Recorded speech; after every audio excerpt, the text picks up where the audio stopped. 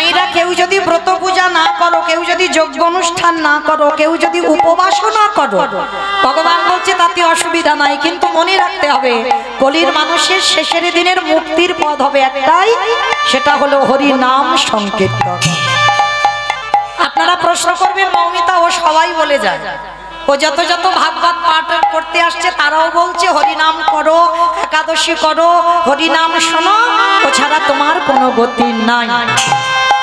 কিন্তু মায়েরা কীর্তনিয়ারা বা ভাগবত পাঠে যারা বসবে পাঠক ঠাকুর তারাও বলে যাবে, আর আপনারা শুনে চলে যাবেন হবে না, একটু অনুভব করতে হবে, বিচার করতে হবে যে ভগবানের চরণ ছাড়া, কৃষ্ণ নাম ছাড়া তোমার রাস্তা নাই।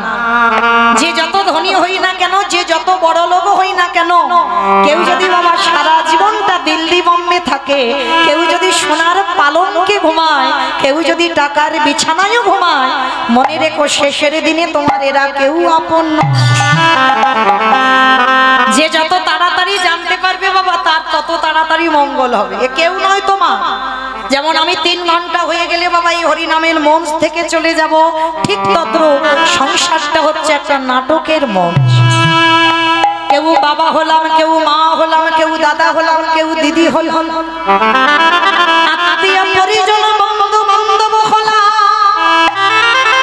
আর যারে যখন অভিনয় শেষ হবে তাকে নাটকের মঞ্চ থেকে নেমে যেতে হবে।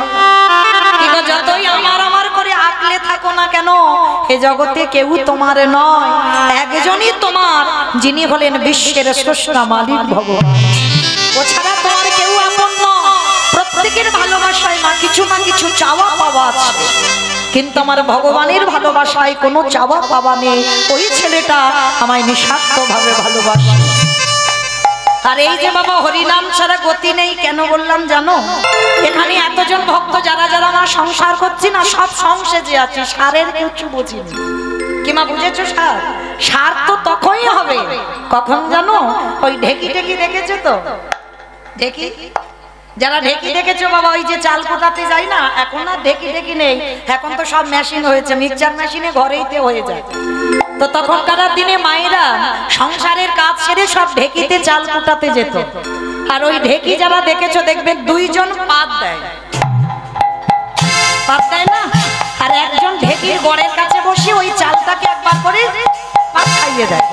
কারণ এক জায়গা বারবার ঢেকিটা পড়লে তো হবে না, একবার করে ঘুরিয়ে দিতে হবে।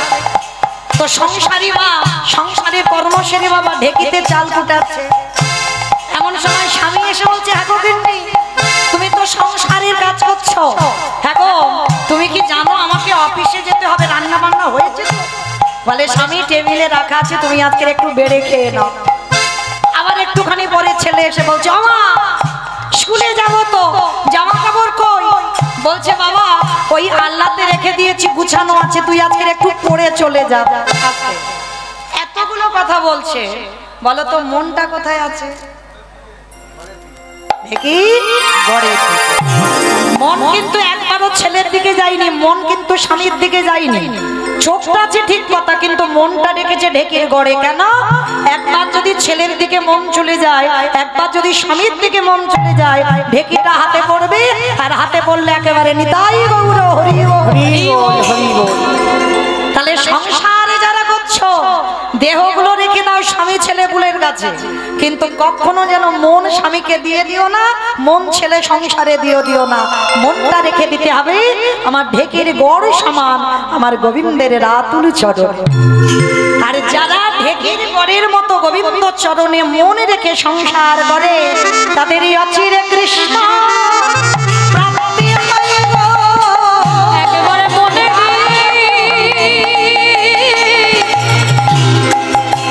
কৃষ্ণ ভজন করলে অচিরে কৃষ্ণ প্রাপ্তি হয় গো। তাহলে কি বললাম মা, সবাই থাক দেহগুলো সংসারে, মনগুলো নিয়ে যাই চলো সুরধনী গঙ্গায়। আর সুরধনী গঙ্গায় গিয়ে দেখবো যিনি সত্যতে নারায়ণ, ত্রেতাতে রাম, দাপরে কৃষ্ণ, কলিতে হলো গৌরাঙ্গ। তাহলে 4 যুগে ভগবান 4 ভাবে এসেছে। আর যেদিনই এসেছে নদিয়ায় অবস্থাটা কেমন ছিল জানো? আজ নদীগা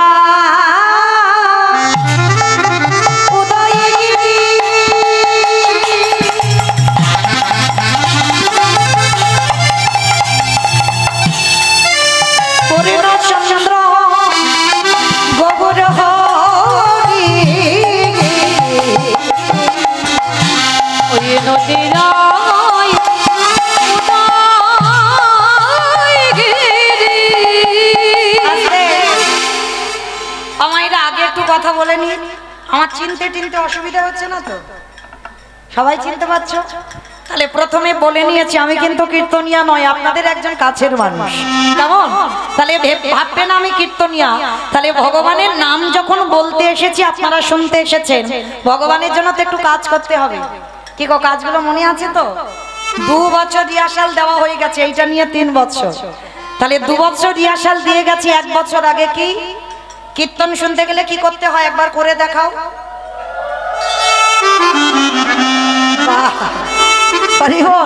এই না বলে ভক্ত কই একটু দাও উলুধ্বনি প্রেম সে। আজ নদী গা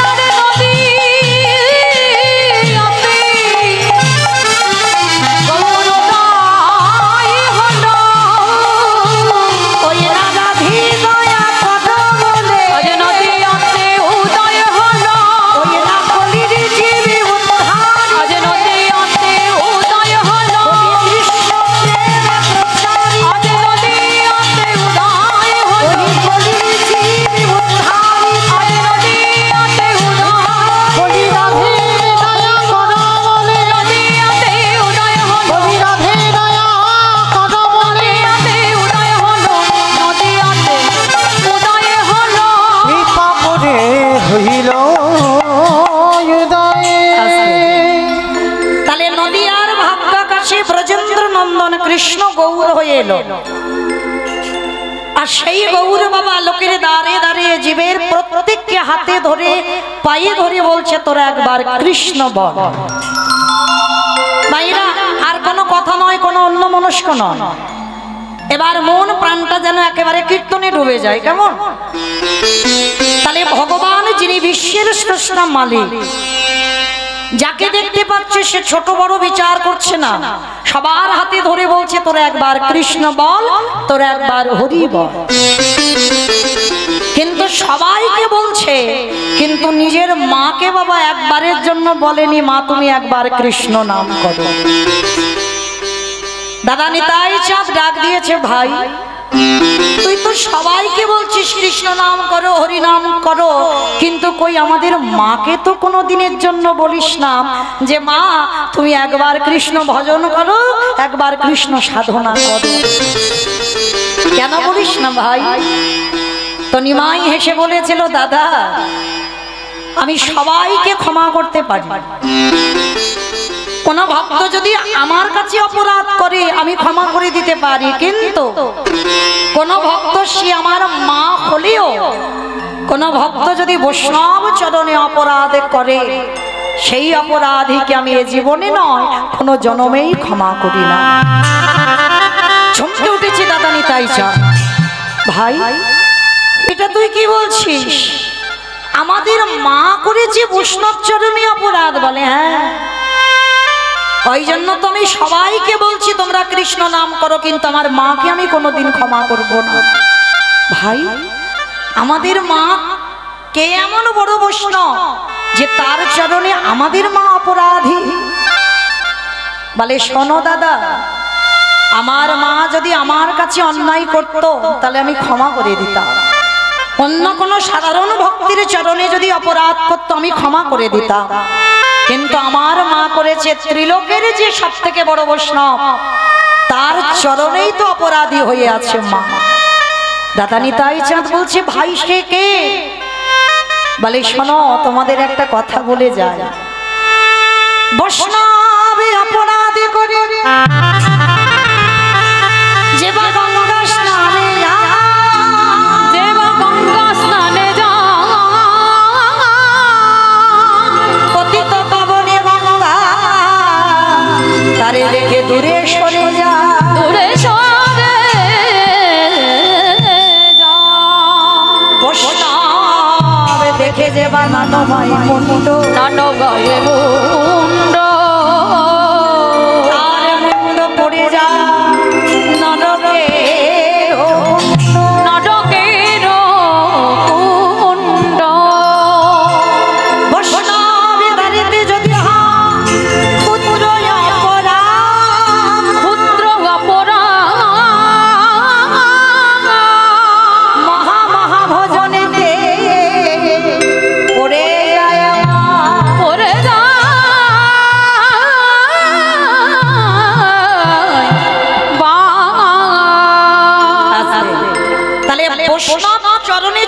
অপরাধ করে। মায়েরা সবার চরণ ধরে বলে যায় একটু সাবধানে থেকো বৈষ্ণব দেখে। কেন? অনেক অনেক ভক্তরা আছে বাবা, নিজেরা আচরণ করবে না কিন্তু বৈষ্ণবদের পিছনে কাঠি দিতে ছাড়বে না, তাদের পিছনে খুদ ধরতে ছাড়বে না। এখন তো বাবা, বাবা মা মরে গেলে ওই 15টা দিন হবিষণ্য পেতে পারে না, কিন্তু আমাদের মতো বহু বহু ভক্তরা তারা একটা মাস একবার করে ওই হবিষণ্য পেয়ে আছে, কিন্তু তারা নিজেরা পারবে না, কিন্তু তাদের পেছনে খুদ ধরতে ছাড়বে না। তো ভগবান নিজেই বলছে দাদা নিতাই চাঁদকে, দাদা আমি সবাইকে ক্ষমা করি, কিন্তু বৈষ্ণব চরণে যে অপরাধ করে তাকে আমি জীবনেও ক্ষমা করি না। তাহলে ভাই, আমাদের মা সে অন্য কেউ হলে মানা যেত, আমাদের মা এমনকি তোর মা, তাহলে ত্রিলোকের বড় বৈষ্ণব সে কে? বলে ত্রিলোকের বড় বৈষ্ণব তো একজনই, তিনি হলেন বাবা ভোলানাথ। ভগবান আখ্যা দিয়েছেন ত্রিলোকের বড় বৈষ্ণব হচ্ছে বাবা ভোলানাথ, আর সেই ভোলানাথ তো কলিযুগে এসেছে বাবা অদ্বৈত আচার্য গোসাই, আর সেই অদ্বৈত আচার্য গোসাইয়ের চরণে সচিমা মানে ভগবানের মা অপরাধী। কি অপরাধ করেছিল জানো? সামান্য একটা অপরাধ, যা আপনারা কল্পনা করতে পারবেন না যে এইটুকুর জন্য আজকের এত বড় অপরাধ। এই অদ্বৈত আচার্য 12 বছর তো তুলসী ভাসিয়ে কৃষ্ণকে গৌর করে এনেছিল। তো যখন কৃষ্ণকে গৌর করে আনলো, কিন্তু কৃষ্ণ যে গৌর হবে, সচিমার গর্ভে আসবে সেটা অনুভব করতে পেরেছিল, কিন্তু কত নম্বর গর্ভে আসবে সেটা তো ভগবান বলেনি।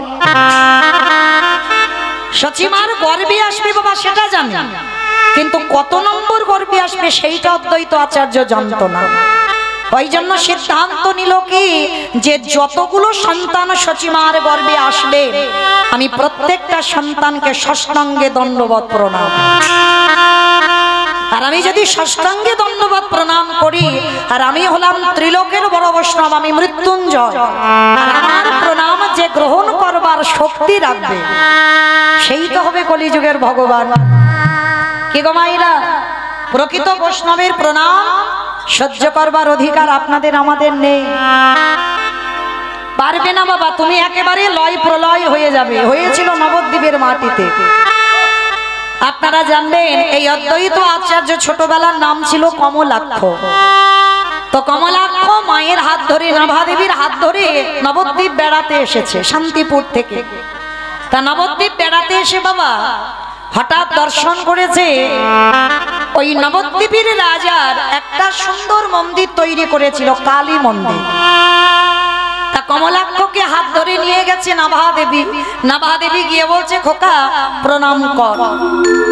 তা কমলাক্ষ তো জানে ওটা কি আর আমি কে। ভালো করে শুনবেন মা।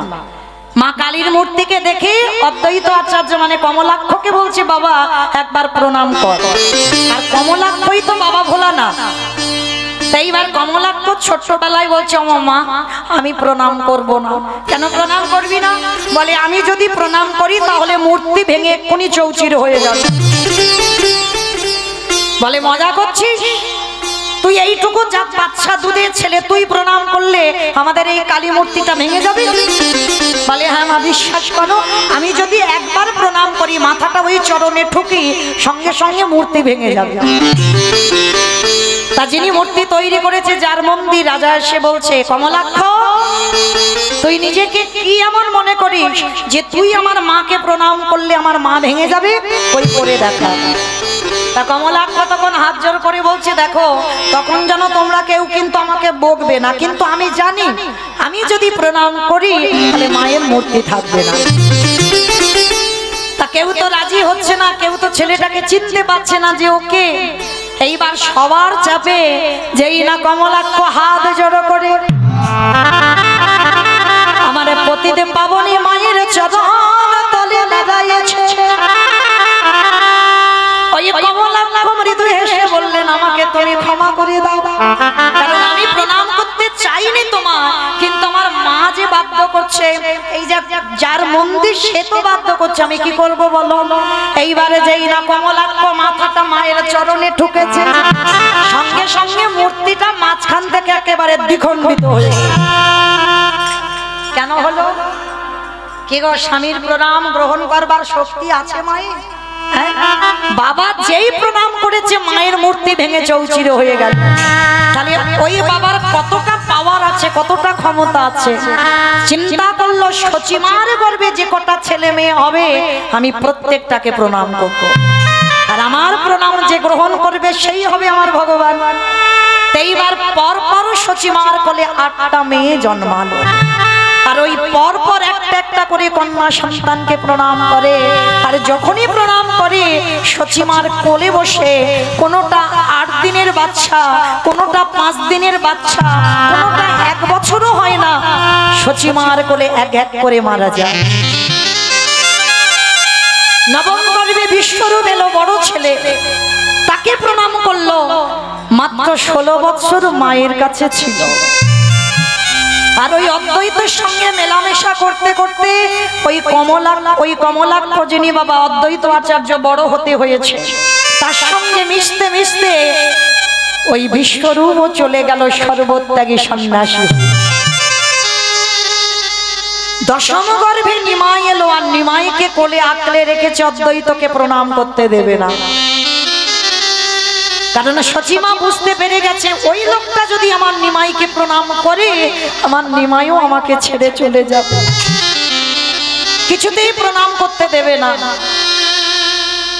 তা ওই যখন 8টা মেয়ে মরে গেল, বড় ছেলে চলে গেল, এই সচিমা নিমাইকে লুকিয়ে রেখে একটাই কথা বলেছিল যে যাকে এই নবদ্বীপে শান্তিপুরে যাকে বৈষ্ণব বলে, যাকে সবাই অদ্বৈত বলে ডাকে, আমি সচিমা ওকে অদ্বৈত বলবো না, ও হলো এই জগতে দ্বৈত। দ্বৈত যদি না হবে, আমার 8টা মেয়েকে কেড়ে নিয়েছে আমার কোল থেকে, আমার বড় ছেলেটাকে কেড়ে নিয়েছে, না জানি আমার ছোট ছেলেটাকে প্রণাম করবে, ওকেও কেড়ে নেবে। হয়ে গেল মা বৈষ্ণব অপরাধ। এই যে বললো ও অদ্বৈত নয়, ও হলো দ্বৈত। একজন বৈষ্ণবকে দ্বৈতের সঙ্গে তুলনা করলো, আর তাতে হয়ে গেল সচিমার ঘোর অপরাধ। কিন্তু মায়েরা, এই যে বৈষ্ণব চরণে যেমন চপল গোপাল ভুল করেছিল, ভালো করে বলেন তো, বুঝে বলতে হবে, সত্যি কি গোপাল ভুল করত? তো শক্তি আরাধনা করত, নিশ্চিন্তে ছিল মাকে নিয়ে। লোকের প্ররোচনায় পড়ে আজকের ওই কুষ্ঠ রোগটা হলো। নবদ্বীপ থেকে যদি বাবা ওই তর্কলঙ্কা বাচস্পতি এসে কানে না ওই যে ফুসমন্ত্রটা না দিত, তাহলে কি গোপাল যেত শ্রীবাসের ঘরে ছাগলের মুন্ডুটা ঝোলাতে? তাহলে এর দ্বারা শাস্ত্র বুঝিয়ে গেল বাবা, সঙ্গ যদি করতে হয় সতের সঙ্গ করো, সঙ্গ যদি করতে হয় একজন ভক্ত সঙ্গ করো। কারণ মনে রাখতে হবে বাবা, সঙ্গের জন্য অনেক কিছু নষ্ট হয়ে যাবে। তোমার ভজন সাধন তুমি যদি ঠিক ঠিক সঙ্গ না পাও, তোমার ভজন সাধনও মাটিতে মিশে যাবে। গিয়েছিল না বাবা, এখানে যারা শাস্ত্রজ্ঞানী, যারা তত্ত্বজ্ঞানী, 12 জন বৈষ্ণবের মধ্যে 10 নম্বরের বৈষ্ণব ছিল মহাভারতে পিতামহ ভীষ্ম। 12 জন মহাজনের মধ্যে তিনি একজন ছিল বৈষ্ণব, পরম বৈষ্ণব। আর সেই পরম বৈষ্ণবের দুর্গতিটা কি হলো? একটা দুটো দিন নয়, 58 দিন ওই সরসজ্জায় শয়নে ছিল। শুধু সরসজ্জায় শয়ন করলো না, একটা একটা তীর গেঁথেছে বাবা। প্রত্যেকটা তীরের আগা থেকে রক্তবিন্দু ঝরে ঝরে মাটিতে পড়ছে। কেন পড়ছিল? সঙ্গটা ভুল ছিল। যে বৈষ্ণব হবে তার এই রকম দুর্দশা হবে কেন? সঙ্গটা ভুল ছিল। কোনদিন সতের সঙ্গ করলো না, অসতের সঙ্গ করলো। আর অত অসতের সঙ্গ করতে করতে ওই ভীষ্মের শরীরে যত রক্তবিন্দু ছিল, প্রত্যেকটা রক্তবিন্দু অসতে পরিণত হয়ে গেল। জানো মায়েরা, এই ভীষ্ম যখন সরসজ্জায় ছিল, এই সরসজ্জায় থাকাকালীন ভীষ্মের সর্ব অঙ্গে তীর গাঁথা ছিল, অর্জুন মেরেছিল সর্ব অঙ্গে তীর, কিন্তু মাথাটায় বাবা কোনো তীর গাঁথা ছিল না। দেখবেন যারা মহাভারতে ছবি টবি দেখেন, যারা পড়েন তো খুব ভালো, আর যারা ছবি দেখেন দেখবেন ভীষ্মের মাথাতে কোনো তীর গাঁথা ছিল না। কেন? ভীষ্ম একজন বৈষ্ণব হয়ে জগৎকে শিখিয়ে দিল, ওরে জগৎ, বড় যদি হতে চাও সবার আগে মাথাটাকে নিচু করতে, আর যতদিন না তুমি মাথা নিচু করতে জানো ততদিন তুমি কোনোদিন কারোর কাছে বড় হতে পারবে না। মাথাটা ভীষ্মেরই নিচু হয়েছিল। এইবার অসহ্য যন্ত্রণা, মানে এত শরীরে জ্বালা যন্ত্রণা হচ্ছে, পঞ্চ পাণ্ডব এসে বলছে, দাদু তুমি এবার মরে যাও, তুমি এবার মরে যাও, কারণ আমরা তোমার এই কষ্টটা দেখতে পাচ্ছি না। কারণ তোমার এই যে অঙ্গ থেকে রক্তগুলো মাটিতে পড়ছে, এর যে কত কষ্ট, এত যন্ত্রণা, আমরা 5 ভাই বলছি দাদু তুমি এবার মরে যাও। কারণ বাবা ভীষ্মের তো ইচ্ছা মৃত্যু ছিল, মনে করলে মরবে, আর মনে যদি না করেছে মৃত্যু হবে না। ভীষ্মের কথাগুলো শুনে যখন পাণ্ডবরা বলছে, দাদু তুমি এত কষ্ট পাচ্ছ, তুমি কি মরে যেতে পারছো না? কি বাবা, আপনার সংসারী মানুষ, যখন কোনো ব্যক্তি অসুস্থ হয়, কোনো ব্যক্তি যখন খুব কষ্ট পায়, বয়স হয়ে গেছে কিন্তু মরছে না, আমরা সাধারণ মানুষ ভগবানের কাছে প্রার্থনা করি না ভগবান মানুষটা যেন মরে যায়? কারণ এই কষ্টটা দেখা যায় না। তা সবাই বলছে দাদু তুমি এবার মরে যাও না। ভীষ্ম শয়ন করিয়াছে সরসজ্জায়, চোখের দুটো কোণ দিয়ে বাবা একটু একটু করে জল পড়ছে মাটিতে। দাদু তুমি কাঁদছো, কি হয়েছে দাদু তোমার? শোন বাবা, আমি চলে তো যাব, কিন্তু আজকের আমি তোদের কি করে রাজ্য চালাতে হয় একটু শিখিয়ে দিয়ে যাই। কিন্তু দাদু তুমি তো কদিন ধরে আমাদের শেখাচ্ছ, কিন্তু তোমার কষ্ট হচ্ছে কথা বলতে, তুমি এবার মরে যাও না দাদু, এবার মরে যাও। ভীষ্ম বলছে যাব তো আমি মরে, কিন্তু আমি মরেও যে শান্তি পাবো না রে। কেন তুমি মরে শান্তি পাবে না? পাবো কি করে? আমি যে একজনের চরণের বড় অপরাধ করে রেখেছি।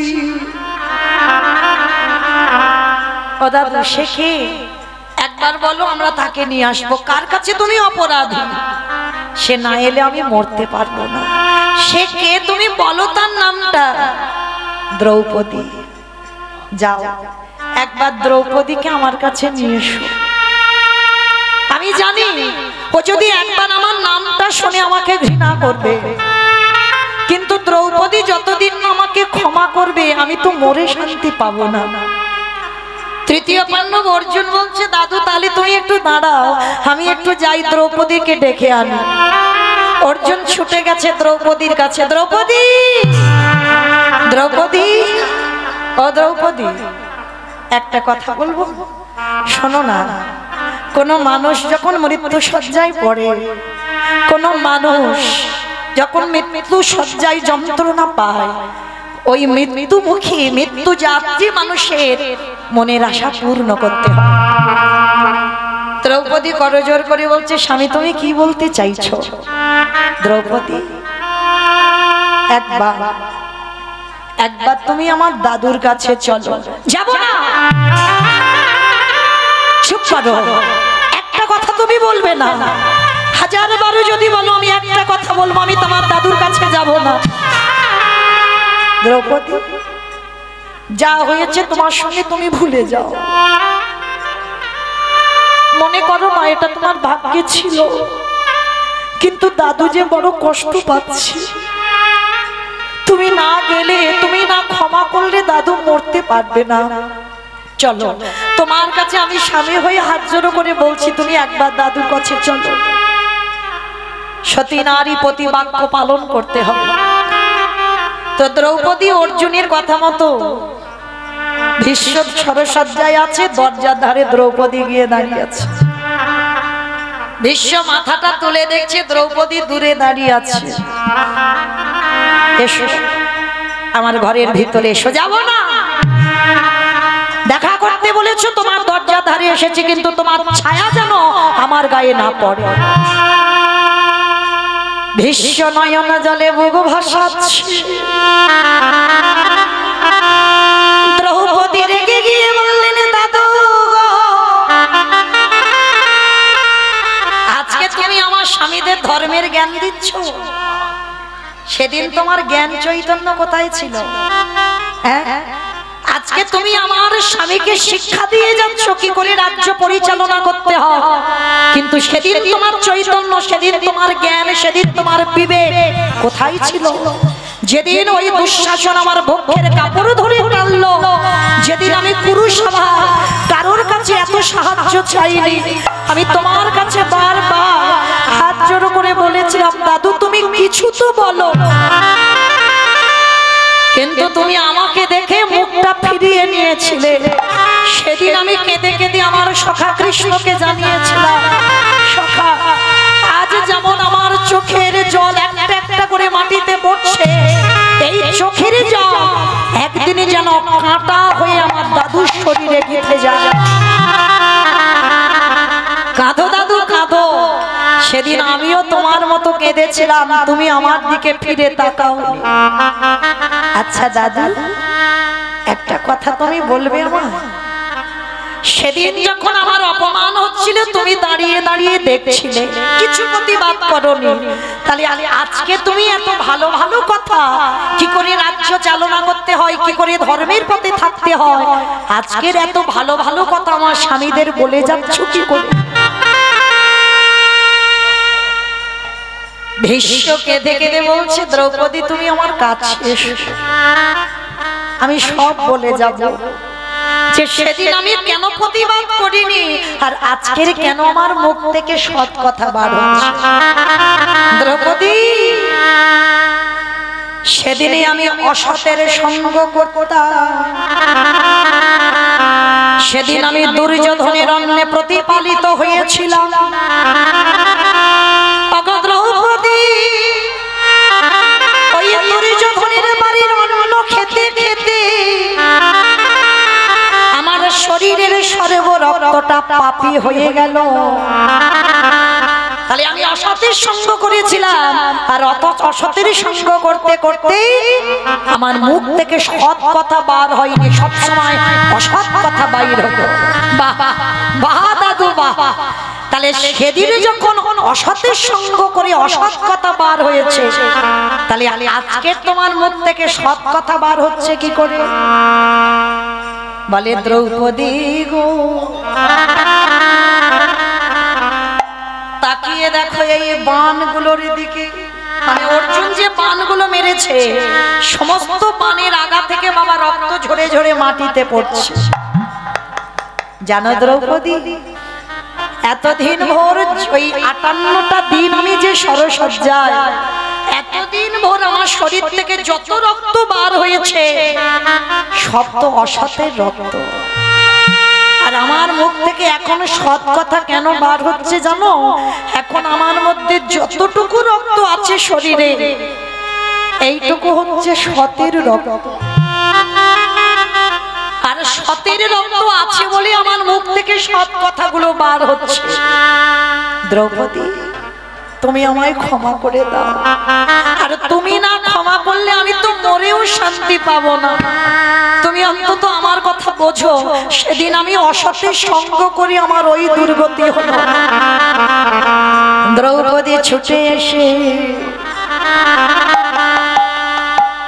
দাদুর চরণ যুগল হৃদয়ে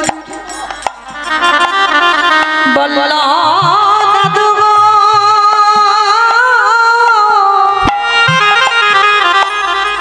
আমি তোমায় ক্ষমা করে দিলাম, এইবার তো মরে যাও। বলে মরবো তো বটে, কিন্তু আমি যার জন্য অপেক্ষা করছি সে তো এখন এলো না।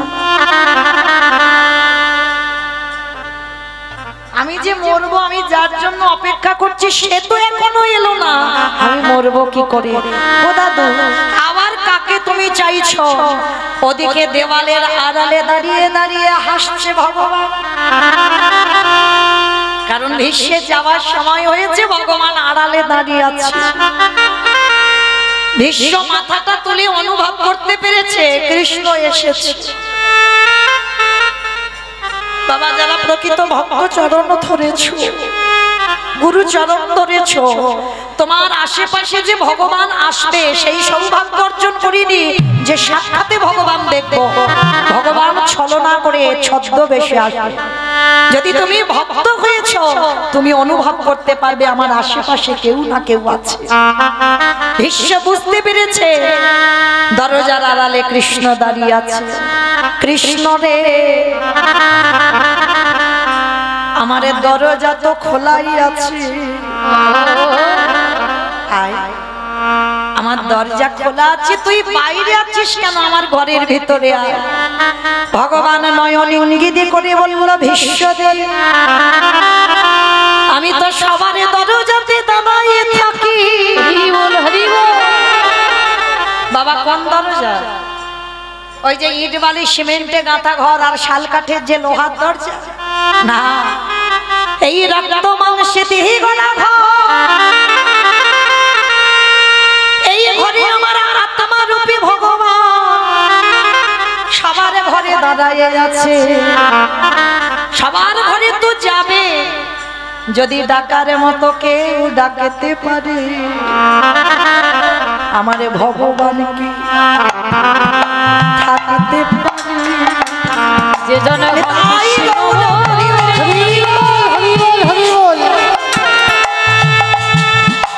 হা কৃষ্ণ বলে,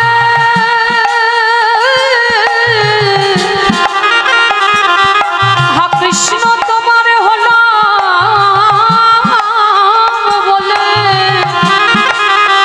ডাকার মতো ডাকতে পারে, সে যে নয় সে কি থাকিতে পারে? এতদিনে তুমি ডেকেছ বটে, কিন্তু তোমার ডাক সঠিক হয় না। তবে আজ যখন তোমার যাব আজ আমি এসেছি তোমার দরজায়। বিশ্ব বলল, কৃষ্ণ কেন? তুই তো প্রতিজ্ঞা করেছিলি যেদিন আমার নিদানের সময় হবে সেই দিন আমার দরজায় দাঁড়াবি। ও মায়েরা, সবাইকে বলে যায়, ভগবানকে যখন ভজন করবে ভগবানকে একটাই কথা বলো, যখন তুমি এ সময় আমার কাছে আসছো না মেনে নিলাম, কিন্তু যেদিন আমার নিদানের সময় হবে সেদিনে কথা দিয়ে যাও আমার দরজার ধারে তুমি দাঁড়ায়ে যেদিনে ভগবান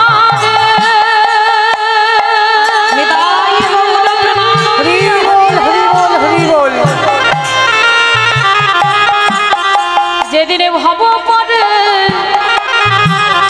এই খাঁচা ছেড়ে চলে যাব,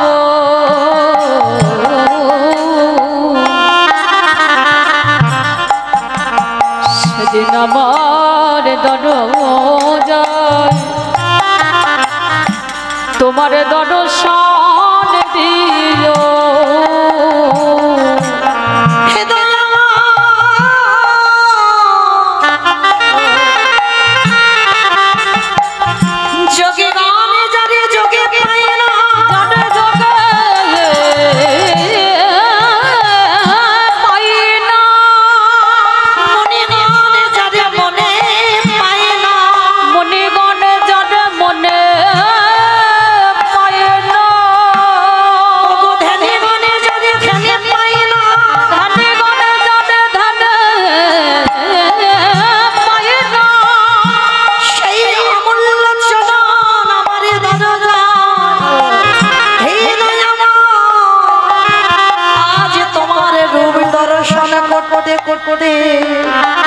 আমার এই পাখিটা যখন দুবারে থেকে চলে যাবে প্রভু, একেবারে তুমি জোগাল হয়ে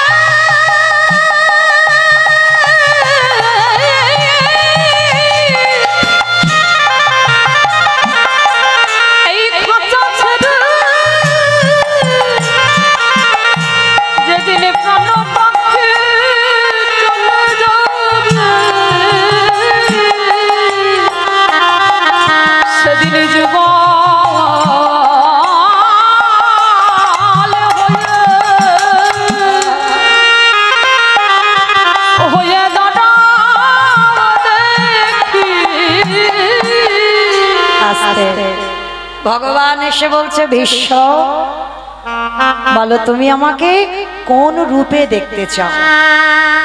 এই জায়গাটা বাবা খুব ভালো করে শুনবেন।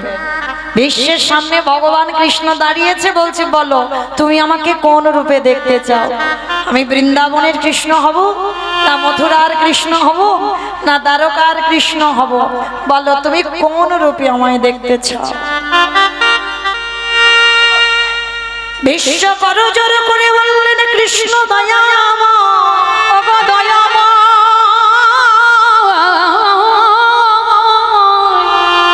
আমি বৃন্দাবনের কৃষ্ণ চাই না, আমি মথুরার কৃষ্ণ চাই না, আমি দ্বারকার কৃষ্ণ চাই না। ও মা, সব থেকে আমার রূপ যদি দেখতে চাও তাহলে বৃন্দাবনের কৃষ্ণ রূপে দেখতে চাই সবাই। আর তুমি আমাকে বলছো তুমি তিনটি রূপে দেখতে চাও না, কেন? তুমি তাহলে কোন রূপে দেখবে? হে দয়াময়, রূপ যদি দেখাতে ওই অর্জুনের রথের সামনে যে তুমি সারথি হয়ে দাঁড়িয়েছো, তুমি আমাকে সেই রূপ দেখো। কেন জানো হৃদয়ময়, প্রতিটা রূপে দেখেছি ভক্ত তোমার চরণে বসি, সবে রূপে দেখেছি ভক্ত তোমার পায়ের নিচে বসি, কিন্তু কুরুক্ষেত্র চোখে দেখলাম তুমি ভক্তের চরণ তলে নিচে দাঁড়াইয়া আছো, তাহলে আমি তো জেনে গেলাম হৃদয় আমার তোমার মতো ভক্তির ভগবান আরে কেহ না। তুমি যে ভক্ত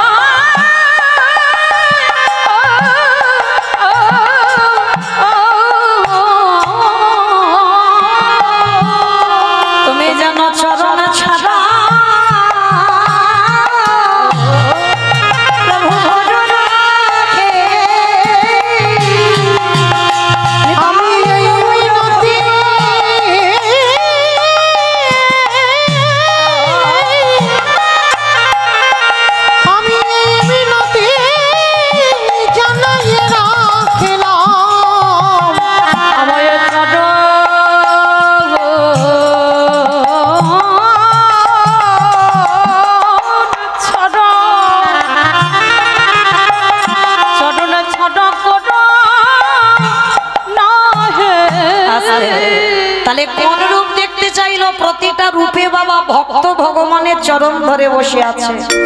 আর যারা গীতা পড়েন বা ছবি দেখেন, মহাভারতের ছবি দেখবেন, অর্জুনের রথের সামনে ভগবান ঘোড়ার লাগাম ধরে ঢাল হয়ে দাঁড়িয়ে আছে, ভগবান নিচে দাঁড়িয়েছে আর অর্জুন উপরে দেখবেন বসে আছে। ভগবানের মাথায় কোনো ছাতা নেই, কিন্তু অর্জুনের মাথায় ছাতা আছে। ওই কুরুক্ষেত্রের মাঠে ভগবান ওই রণাঙ্গনে দেখিয়েছে, আমি ভক্তের সামনে যদি কেউ আমায় ভালোবাসার মতো বাসে, আমি তার সামনে ঢাল হয়ে দাঁড়িয়ে যাই। যত বিপদ আমি নিজে সহ্য করি, আমার ভক্ত যেন ভালো। তবে ভালোবাসার মতো তো বাঁচতে হবে, তাকে ডাকার মতো তো ডাকতে হবে, তবেই তো ভগবান তোমার সামনে ঢাল হয়ে দাঁড়াবে। ভগবান কোনো জাত বিচার করে না, কোনো ভেদাভেদ করে না। এই যে মানুষ বাবা জাতের ভেদাভেদ করে, ভগবান কি করে? ভগবান দেখেন মলয় চাঁদ কাজীকে উদ্ধার করেনি, সে প্রথমে বাবা একেবারে ভালো মানুষ ছিল না, হিন্দুদের হরিনামের খোল করতাল ভেঙে দিত, কিন্তু সেই কাজীকে শেষের দিনে বাবা মহাপ্রভু নিজের হাতে কবর দিয়েছিল।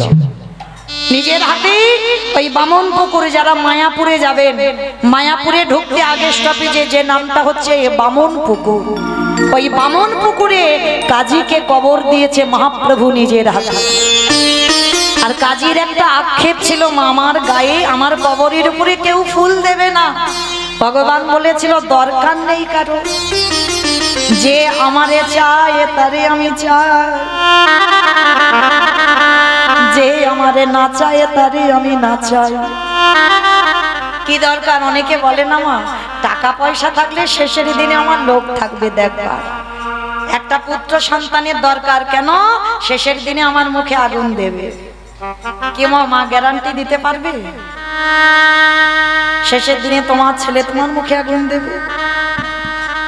গ্যারান্টি দিতে পারবে তুমি ছেলের হাতে খাবে? তোমার টাকা পয়সা ব্যাংকে অনেক আছে, তোমার লোক দেখবার থাকবে? যদি হতো তাহলে অগ্রদ্বীপের মাটিতে গোবিন্দ ঘোষের ওই দুর্দশা হতো না। স্ত্রী সৌদামিনী হলো, তাকে কেড়ে নিল, পুত্র গোপীনাথ এলো, তাকেও কেড়ে নিল, শেষে একাই থাকতে হলো গোবিন্দ ঘোষকে। তার টাকা ছিল না, স্ত্রী ছিল না, সন্তান ছিল না, কেউ ছিল না। এমন ভজন করলো, শেষের দিনে গোপীনাথ পুত্র হয়ে বাবাকে সেবা করলো। কি গো, আমি যদি মরে যাই আমার ছেলে 2 বছর 5 বছর বাৎসরিক করবে, কিন্তু আজও সেই গোবিন্দ ঘোষে বাৎসরিক আজও হয়। তাহলে ভালো যদি বাঁচতে হয় আমার ওই ছেলেটার চরণ ভালোবাসো, আর ভালোবাসলেই চিরে কোনো না কোনো দিন কৃষ্ণ প্রাপ্তি হবেই হবে। নিতাই গৌর প্রেমানন্দে। তাহলে আজকের সেই সচিমা অপরাধ করেছিল বৈষ্ণব চরণে, আর অপরাধ করে সচিমার শরীরটা পাপী হয়ে গেল। আর সচিমা যখন সবকিছু শুনে নিল, মনে মনে চিন্তা করলো আমাকে অদ্বৈতের পায়ে ধরে ক্ষমা চাইতে হবে, তবেই আমি পাপ থেকে মুক্তি পাবো। অদ্বৈত আচার্য এসেছে, সচিমা একেবারে চরণ তলে দুসবে হাত দিতে যাবে, অদ্বৈত আচার্য বলছে মা কি এইরকম করে চরণ জড়িয়ে ধরতে যাচ্ছ কেন, কি হয়েছে? বলে অদ্বৈত আমার নিমাই বলেছে আমি তোকে দৈত্য বলে আমি মহা অপরাধ করে ফেলেছি, আমাকে ক্ষমা করে দে বাবা। অদ্বৈত বলছে শোনো মা, সন্তান যতই বড় হোক মায়ের কাছে বাবার কাছে কোনোদিন নয়, এইটা মাথায় রাখতে হবে। ছেলে যত বড় চাকরি করুক না কেন বাবা মার কাছে বড় নয়।